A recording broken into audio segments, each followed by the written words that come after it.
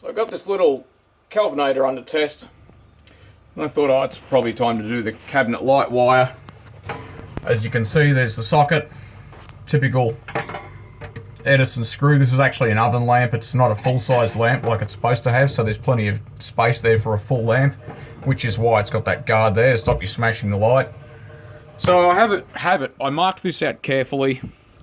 I don't see the bit of crap that it had, but it had a bit of tape around it, basically from the factory marking the polarity. So the wiring's still flexible and still good, but anyway, cut a long story short, I heat shrunk it, marked black for the neutral. Anyway, I'm testing it just to make sure I got everything right. So if I just sort of, sorry, this is going to be off camera because I'm one man with a... Right, so as you can see, I've got the wire I've marked black.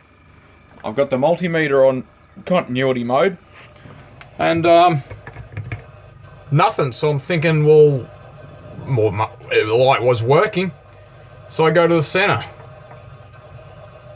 I'm doing it through the viewfinder of the camera. Continuity. Weird. Did I just mark it wrong? Let's hit that switch and find out. Oh, well, maybe there's a wire shorted out somewhere. Let's just flip this around and just make sure I'm not going crazy. If I can just get this camera between my knees. Let's put it on what's supposed to be the switched active wire for the light. And the convention's always been the outside of the lamp is neutral because you don't want that at mains potential. So if I don't know if I can set this camera up. Probably not in a useful way. So let's get a close-up of that. There we go. I can hardly see anything except for the silly camera.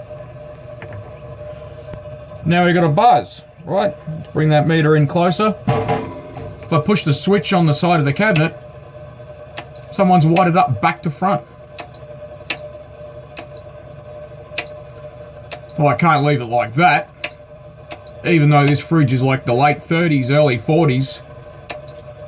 Probably 1943, or just to pull a figure out of the air.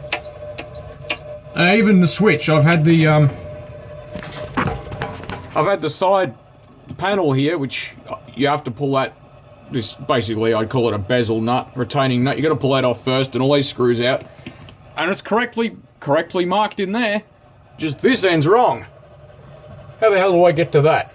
Obviously, all this is done with this insert out, and it means that, well, I'd have to take the evaporator out, and that's not as easy as it looks because I've got too much. Well, the evaporator retaining screws are basically the interior of the cabinet. Well, I'm hardly going to do that, am I? So, have no cabinet light, leave it wired up back to front, knowing that it's wrong. I mean, I suppose it's only me that's ever going to touch it. I don't know how this unit's retained. But if I'm running out of... Well, no, I'm not. I'm only 3 minutes in. If I remove all this, that's all we're presented with. So there's obviously a grommet here. And this lamp holder looks like it's firmly bolted into the case. So if anyone's got any ideas of if I can fix this without pulling it apart. So on the other side of that, if I shut this door, it does have this access panel, but the access panel's there, and the lamp's about here. I don't like my chances of getting to the lamp, the wiring, or anything.